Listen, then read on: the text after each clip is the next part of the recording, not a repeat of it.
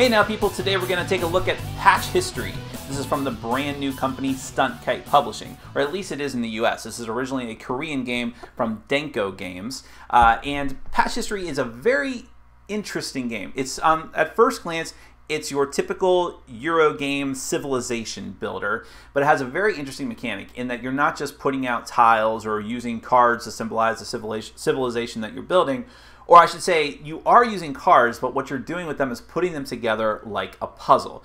The patch part comes from you're auctioning different cards at the beginning of each round. Every player is going to get one, and you're actually going to piece together the parts of your civilization, giving you more resources, giving you famous figures and landmarks and money and all of these different typical resources you'd get in a civilization game, but in a much more unique way. But of course, the goal is to have the most points by the end of the game, which is something that most Euro games and civilization games have in common. So, is it different enough to make it onto my radar? I don't typically like heavy Euro games. Well, let's go ahead and take a brief look at the game. Then we're going to come back and let you know what I think.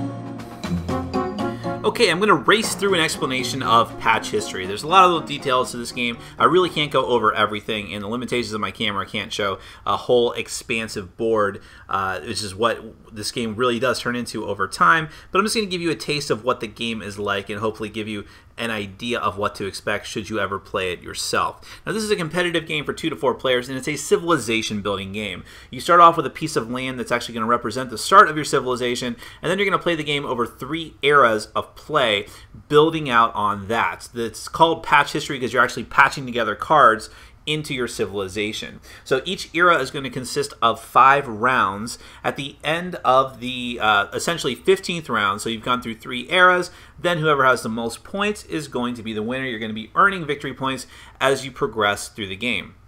At the start of the game, each player is going to get a screen here, which on one side is going to have a little cheat sheet of all the different statistics and numbers and values you have to keep track of during the game, and the actions that you can do on your turn. And then you'll use this to keep some of your finite resources secret. So your money, your victory points, the cubes representing other different resources, you'll all keep that behind your screen. In front of your screen, you're going to have another player board, which is where you keep track of the values of the resources you're going to collect every turn, and also the amount of actions that you have. Different values you just need to keep track of. So, like for instance, over here you have food, money, victory points, and resources. Each of these colored markers corresponds to one of those different things, and they're color-coded to the different areas of your civilization. So for instance, here, let's take a look at the civilization card. You have industry, economy, politics, transport, military, and culture. Now, each of these colored symbols corresponds to one of the markers, and therefore, as you gain more and more of these symbols in your in your civilization, then you are actually going to move up your values representing that. It's the symbols that matter, not necessarily the color. The reason for that is it's just so that you don't have to constantly keep counting all the symbols in your civilization as you expand your empire. So once you build something new, make sure to move your marker up accordingly, and then you're going to gain all that stuff at the end of the round. Over here it's the same thing, but these are sort of values that don't give you resources. They're just checked against other values and give you different actions. So for instance, you have shields and you have combat, which you're going to check during war and during threatening actions. You have movement, which you're going to use to move your meeples around your civilization and also to give you more trading actions. And you have politics, which is arguably the most important of these values because that's the number of actions you can take per turn. You use purple points for like everything that you want to do. Now over here are your, I believe they're called descendants. These are people that are not born yet, that you're the workers, meeples, that you're trying to put out into the world. You'll start off with 1 when you draft your first card at the beginning of the game, when you do the auction, the first card that you're going to patch. But then for all the rest, you're going to have to take an action to birth them, which I'll get to in a minute. You also, there's the very ornate first player marker with the sticker on it, so that's going to pass around every round of play. Then you'll start with some money. You're also going to get one of these. Everyone's going to get 4 It's either 3 or 4 of these prosperity cards, which are for a voting segment at the end of every 5th round of play. That's another thing that I'm going to get to later. And then once you're done with the initial setup, then the game is going to begin. So the easiest way to do this, again, there's a lot of different things to keep track of, but the easiest way is just to go through what happens during your typical turn of the game. So the first thing is the auction and patching of the different tiles.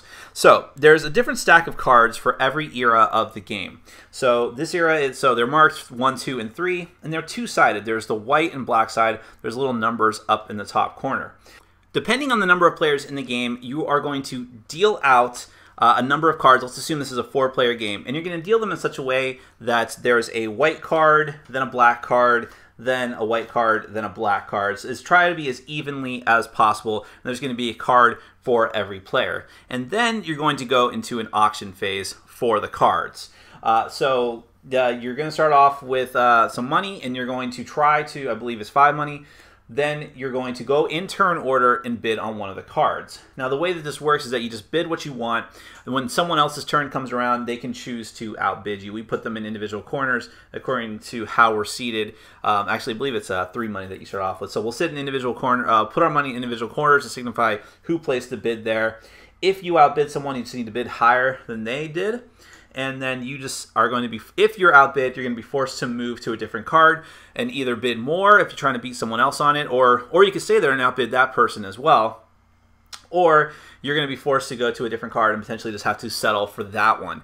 Once everyone is done with the bidding, when you keep going around, everyone's locked in a card, you're going to take that card and take it into your civilization. By the way, you must always bid at least 1, even if someone doesn't even make an attempt to bid on that card from you, or no one really fights you for it. So let's assume that this is the card that I took. Now this one's interesting because this has a wonder of the world on it. Let me just bring that into focus a little bit. So wonders are just special buildings, and as you can see, unlike the normal colored general buildings, these may take up more than one space, which makes it a little more difficult to patch into your civilization because you do have limits on how you patch things. When you patch things in your civilization, you're always going to either patch under or over.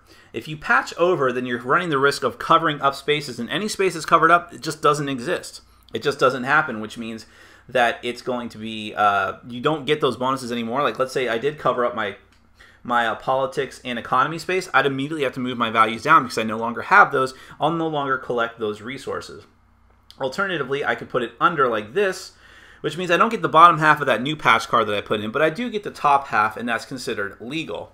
Now, the thing about wonders is that they're going to give you a really cool ability, but they're also going to cost you a black resource cube at the end of every 5th round of play, at the end of every era, so that's something to keep in mind.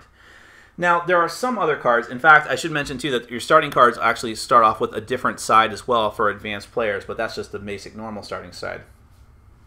But some of the cards actually have C's on them. Now, the thing about C's are that they are basically dead spaces.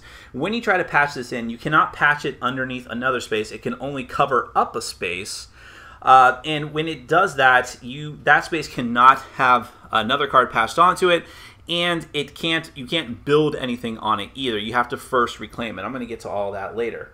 But as soon as you patch something, you're immediately going to move up your values accordingly. Check against it, make sure that it's legal, move up your values. Now, the space that you have available to patch your civilization changes from era to era. In the first era, you can only have a 5x5 civilization. So if you're that many spaces out, then you're stuck. You can't go any further than that. If you still want to patch things in, you're going to need to cover up existing spaces. So how you build your civilization is very important, keeping that in mind. But when you get to the second era, you get a 6x6. It expands outwards. Then you get a 7x7 in the final era. So that's the first thing you do, is patch a different civilization in. And I'll show you a few other different cards as well. You have people. Now this is an interesting one because this card takes up the entire space of one card. So you always have to make sure that you're patching at least one square. So this card, no matter what, is going to cover up something, and that's all that you get from this card. So Gaius Julius Caesar here, he gives you a constant ability, which is that you gain +1 warfare per culture that you have, and also just like with other symbols, other cards, this one gives you symbols, so you get culture and you get movement. So this is actually a really great card, especially early on. Let's get a look at another example. So by the way, the Parthenon says that for when you acquire victory points at the end of the turn, every 2 economy green buildings that you have are going to give you a victory point, an extra victory point.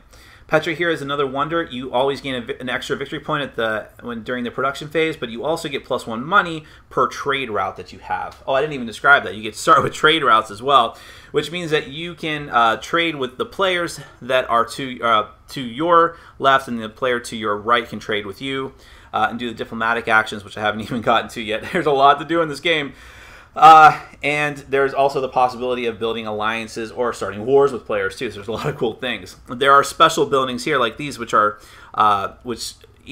just getting 1 resource may not seem like a lot, but it's actually the rarest type of commodity to get. So that can be very important in the beginning of the game. And by the way, these are wasteland spaces. They count for nothing, but they can be patched over, and you can build things on top of them. And well, that's enough examples for now, I think. So that's what you do during the auction and patching phase. Then we're going to move down to the diplomacy and management. Now, diplomacy is where you get to spend your politics points in order to potentially interact with the other player. So first type of thing you can do is aid for 2 diplomacy points, which are 2 purple. And by the way, you don't move your politics, your purple points back and forth. It's just something that you need to keep track of. This just tells you, the board will just tell you how many you have. So if I was up to 4, I just keep it there and just keep track of how many actions I have left. So for aid, I can give one of my trading partners 3 of any kind of resource. It could be money, it could be cubes of food or resources, but not votes, I believe. I offer them to my opponent. If he decides to take them from me, I get 5 victory points. If not, I keep my stuff and I get 2 victory points. So it's not a totally dead action either way. Alternatively, I can spend 3 of my points to do a threaten action, which means I look at my military, compare it to theirs, plus their shields. The defender gets to add their shields. And if I come out on top on that, I get to threaten them for either victory points or coins. If I beat them, if it's just normal, I get either 2 victory points or 3 coins. If I beat their total by 5 or more, I get 4 victory points or 5 coins.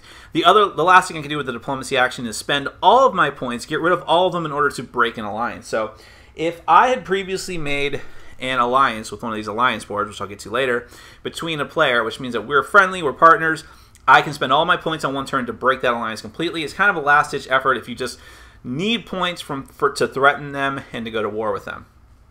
But assuming I don't want to do diplomacy, then we're going to go to management. Now in management, or you could do both if you want, depending on how many points you have. Management is most of the actions that you're going to take during the course of the game. The one thing that you can do is trade.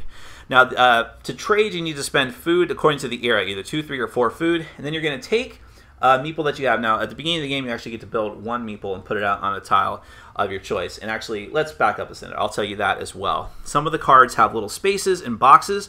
This means that you get a special ability if you work that space with your meeple worker. So if you put it on this space, you're always getting a victory point from this culture space, but now you're also getting a politics as well. If you put it here, you gain 1 good from workers on trade routes, and here you get an extra defense. So the reason why I'm telling you this now, since I forgot before, is that when you want to take the trade action, you need to take a worker that you've already birthed out in the field, and then you get to put him on the start of your trade route with the player to your left. What that's going to mean is at the end of the turn, when you do at one of the later phases, when you get to move them, you get to move them along this track, and then during the production phase, wherever they end up, you're going to get those resources. And at the end, you may eventually be able to start a war with that player if you want, or just negotiate and leave. So that's trade. It's always got to be a worker that you've already birthed out in the field. Then you have the option of exchanging. When you exchange, you can either swap a coin for a food or vice versa, or you can trade 2 coins or 2 food for a resource or vice versa. You can do this a number of times equal to the number of movement that you have by spending 1 action.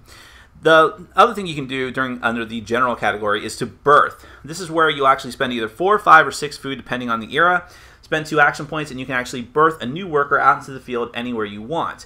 The thing about birthing workers is that the more workers you have out, the more food you are required to pay at the end of the round. So 1 worker is only going to cost you 1 food every round, 2 of them is going to cost you 2 food, and this gets worse. If you have every worker out, it costs you 17 food. If you cannot pay that amount, you're going to take -3 victory points for every food you are not able to provide. So please keep that in mind. But birthing people is a good way to get extra abilities out in your civilization, as well as starting them on the track to get trade.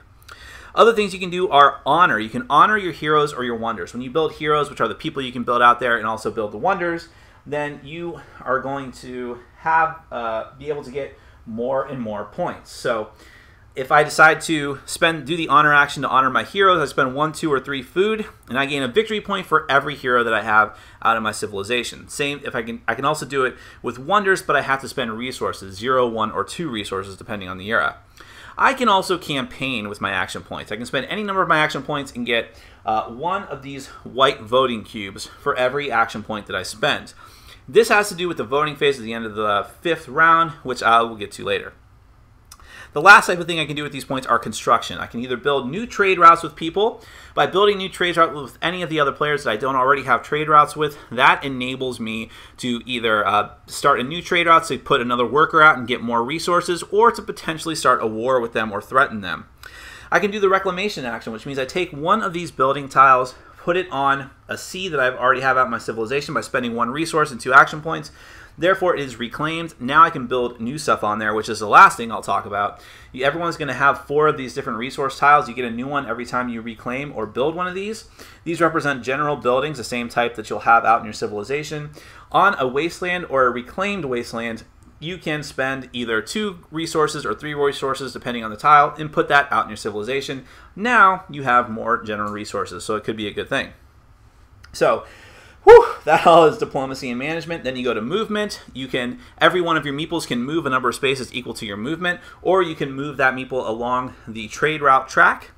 Then we're going to go to negotiation and war. If one of your meeples got to the end of the track, they can either negotiate and build one of the friendly trade routes, which are strictly better as far as the amount of goods you get with the other player, or you can go to war. The way war works is a lot like Threaten. You're going to compare your military value with the person that you're going to war with. You have to spend war preparation costs, which are either 0, 1, or 2 resources depending on the era. And if you are successful, if you manage to get a higher attack value than your opponent, you're going to get 5, 10, or 15 victory points from the bank, depending on what era it is. Or if the defender wins, they get 3, 6, or 9 victory points, depending on the era. If you get a great victory, which means that you surpass their total by at least 5, then you get 7 victory points from the player, not the bank.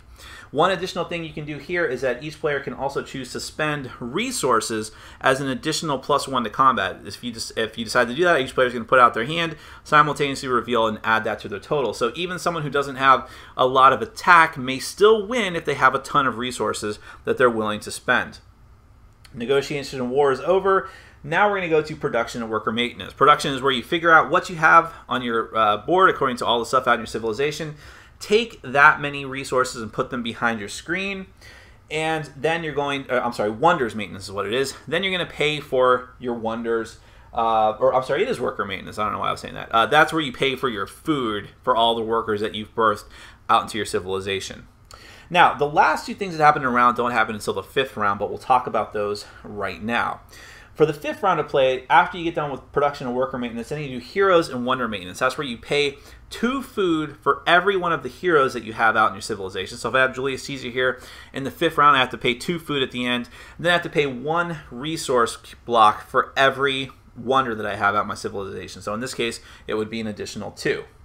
Then we go to the voting, which is a bit of an odd thing in this game, but I'll talk about that in my final thoughts. But everyone's going to be dealt out 3 or 4 cards. I think it's 3 because you only do this 3 times, but it might be 4. You might have the option of 4. I can't remember right this second. But everyone's going to take one of these 3 prosperity cards, and you're going to throw one out in the center of the table. Then they're going to be shuffled up, and they're all going to be revealed. So let's just kind of move the civilization for now. You'll put all these out here. Nothing else changes. You have all of your different resources. So let's assume this is for a 4-player game. you're going to have 4 of these prosperity cards out here. Now, this has to do with your voting cubes. Simultaneously, we're going to go card by card and choose a number of voting cubes in our hands secretly, simultaneously, reveal them and drop them on the card, or not, one by one going through here. The goal here is to try and pass these laws, these prosperity laws, in order to potentially get points or just avoid losing points. So let's take a look at one of these. So here we have the advent of capitalism. These all have a symbol associated with them. This one is coins. So you're going to look at a certain column for the number of players. Let's say keep with 4 here. And if enough votes get on this card, well, yeah, let's back up. You're going to put votes on all the cards. Whatever card has the least amount of votes, if there's a tie for the least amount of votes on the cards, then nothing happens. All the cards get wiped away. So if there's 2 cards that only have 1 vote, or 2 cards that only have no votes, or whatever it might be, then nothing happens. Forget about it. The prosperity phase is over. Everything gets wiped away. But if they all have different amounts, then you're going to resolve them all. So let's say that this one was the advent of capitalism. Whoever has the most coins is going to get the first place, second gets second, third, and fourth. Now, if there's a tie, whoever is tied gets bumped down one. So if there was a tie for second place, then neither of those players would get anything. If there was a 3-way tie for second place, then those players would actually lose points. But in this case, the first place, whoever has the most coins is producing the most coins. It's not the coins behind your screen. It's how many you're actually producing every round, is going to get a victory point for every vote that was dropped on here, regardless of who dropped the vote. Whoever was in second place gets a victory point for every 2 votes, then none, and then there's losing a victory point for every 2. Another example would be whoever has the most trade routes, whoever has the most wonders, whoever has the most heroes, and so on. So you're just trying to drop cubes on the cards that you want and that you think you're going to win in order to get the most points, but people could try to sabotage you just to make sure that there's a tie on cards in order to get rid of all of them, which I have seen happen. Wow, that is the game. I mean, there's a lot of little intricacies and details to it, but essentially you're going to go through all of that. You only do that voting at the end of every era, including the last era. Then you just start all over again. You're going to keep drafting and building out your civilization until you have this big grand civilization and you knock over your screen, and that's it. I know I raced through it, but that is essentially patch history. Now let's get to my final thoughts. Now, I do have some caveats about this game. There's a few things that I really don't like about it. I'll say that up front. But what I will also say up front overall is that this is a wonderful game. I had a lot of fun playing it despite some warts that it had. But let me tell you, let's start from the beginning. I'll tell you the things that I think are pretty cool about it. The first thing is theme and components. Now, it's a civilization building game, and I think that this one is more kind of, as far as the theme goes, more generic than even most, because you're patching together the pieces of your civilization, and you may have things like Joan of Arc, but together with Karl Marx. I mean, so you're going through different eras, but the things stay around. So in the first game that I played, I had Moses together with Karl Marx, and it was just kind of odd. So it's not your typical civilization game in that sense, although maybe it kind of is. Maybe the actual game Civilization had some instances like that with some weird anachronistic things, but overall, I mean, I did feel like I was building something up, building a civilization. So in that regard, the theme was successful. Component-wise, now I had heard that the original Korean version of this game, which came out at Essen last year, was a little rough around the edges as far as the components went. Everything in this edition looks really good as far as the tiles, and you have your typical cubes, things like that, but that all looks pretty good. And I like all of the artwork and symbolism on the cards. Everything is pretty clear cut. I will say that with the cards, I am probably going to have to find some sort of sleeve that will fit these, because with your typical card game, of course you want to, if you could sleeve them all anyways, but this one seems, because part of the appeal of the game, a huge part of the appeal of the game, is how attractive it looks, having everything patched together out there on the table. When you're constantly shuffling them, and with that kind of card stock, it gets like whiting around the edges. That's a little rough. So definitely, if I can find some card sleeves for this, I would I'm definitely going to do it, and I would recommend that you do it as well if you ever pick this one up, because it is going to get a lot of wear and tear as you go through the different eras and the different ages, things like that. But back to what I said, though, the game looks really, really cool when it's all laid out on the table, when you're building your civilization, and it doesn't take up too much table space, so it's not totally annoying, although it does take up quite a bit. But even so, once you start building it all out, it just looks really cool. And I think that even though it's kind of gimmicky, I mean, that's the gimmick of the game, is the patching, it's just really cool, and it works really, really well, especially with the components and how it looks on the table. I will say, I will gripe about the screens. I have a big problem with screens. I don't know a better way to do it that wouldn't be more expensive, but they are constantly falling over. You have to arrange them in just such a way that I mean, I had to put mine like away from me and then lean over and look, just so that I didn't, because I have my big chunky arms, sit and knock it over and onto my resource board, which is in front of the screen, and knock everything over. So maybe if they'd make harder cards, bigger or thicker card stock, something like that, to keep it from falling over as much. I don't know, but that's a nitpick there. So let's go into the mechanics. Like I said, that patching thing, it's a gimmick, but it's an awesome one.